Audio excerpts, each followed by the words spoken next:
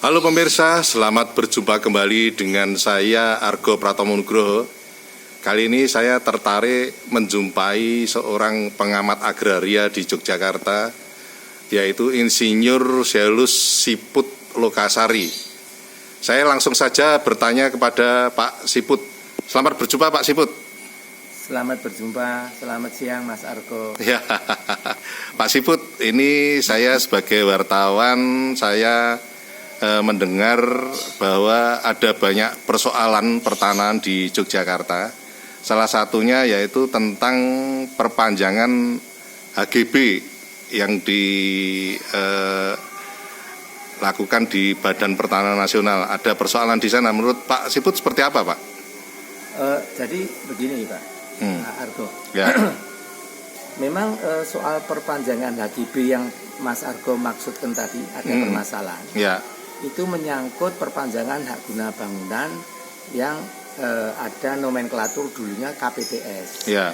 Nah, intinya perpanjangan HGB milik masyarakat, hak guna bangunan di atas tanah negara ya. Nah, itu pada saat masyarakat ke kantor pertanahan, BPN, itu tidak dilayani, yang maksudnya oleh kantor pertanahan, masyarakat pemohon perpanjangan HGB itu disuruh ke Distaru. Distaru itu di luar BPN. Ya. Itu kantor tata ruang pertanahan di provinsi sana. Ya. Disuruh ke sana, ke Distaru. Nah, setelah masyarakat ke Distaru, intinya tidak dilayani oleh BPN. Ya. Itu sudah masalah. BPN tidak melayani masyarakat pemohon perpanjangan sudah tidak benar. Tidak sesuai dengan instruksi presiden. Ya. Tidak sesuai dengan UUPA. Loh, masyarakat memperpanjang HGB di atas tanah negara kok disuruh ke tempat lain itu bagaimana? Ya. Itu permasalahannya. Kalau BPN tidak melakukan itu ya tidak ada masalah. Seperti itu Mas Argo. Ya. Gitu. Tapi saya dengar kan lalu dalam prakteknya seperti kasus terakhir yang menyangkut Bu Tuti itu sebenarnya seperti apa, Pak? Wah, kalau Bu Tuti itu adalah akibat atau korban dari perlakuan BPN. Karena kalau Bu Tuti Mas Argo sudah tahu belum permasalahannya Bu Tuti? Jadi permasalahan Bu Tuti itu beliau mau memperpanjang HGB, datang ke BPN, oleh BPN disuruh ke Distaru. Ya, terus kemudian oleh oknum Distaru bagaimana terus muncul lagi disuruh ke Panitikismo. Nah, setelah ke Panitikismo, setengah tahun kemudian Bu Tuti menanyakan permasalahannya di Panitikismo. Oleh Panitikismo, oknum Panitikismo dipanggil, katanya disuruh tanda tangan kurang satu surat. Ya. Nah, datanglah ke Panitikismo. Di situ sudah disodori satu formulir untuk ditandatangani. Nah, kemudian setelah diyakinkan sedemikian rupa, Bu Tuti tanda tangan di formulir itu. Ternyata setelah sampai di rumah dibaca oleh Bu Tuti, isinya formulir itu adalah ya, dia menyerahkan hak tanahnya kepada Kasultanan. Nah, dan dia mengakui kalau tanah HGB tersebut yang dia pakai ini itu adalah tanah milik Kasultanan. Dan dia menyerahkan, mengembalikan tanah tersebut kepada Kasultanan. Itu yang dialami Bu Tuti. Karena dengan tanda tangan itu kemudian dari pihak Kasultanan waktu itu yang menemui Bu Yuni itu bilang, Bu Tuti nanti tunggu saja sertifikatnya akan jadi. Ya, nanti Bu Tuti akan mendapat satu sertifikat hak guna bangunan ya. Tetapi Bu Tuti supaya tahu nanti bukan seperti yang dulu. Kalau sertifikat yang dulu kan hak guna bangunan di atas tanah negara. Kalau sekarang ini hak guna bangunan di atas tanah milik Kasultanan. Bu Tuti yang nggak tahu apa bedanya. Tetapi setelah sampai ke rumah, Bu Tuti baru membaca kaget. Kalau itu tanah saya menjadi hilang. Nah, ini kalau yang kejadian seperti ini itu apa ya benar? Ya, kalau misalnya di BPN kan tidak sampai terjadi seperti itu. Ini kan sama saja dengan Bu Tuti itu, coba pertanyaannya, ya Ini kebetulan kan ada itu saya. Ya.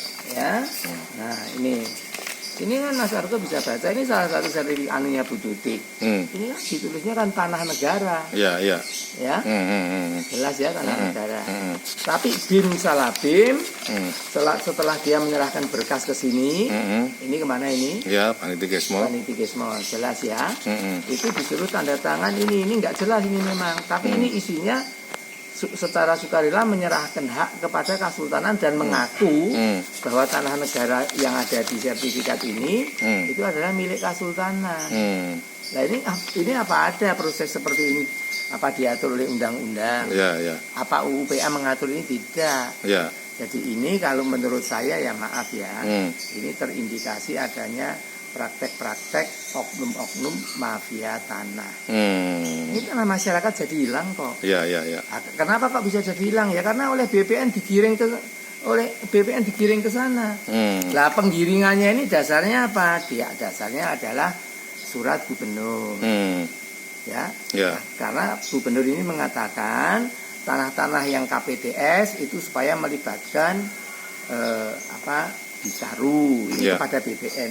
Lah BPN ini kalau manut ini salah. Karena apa? Surat ini itu tidak benar. Tidak benarnya di mana?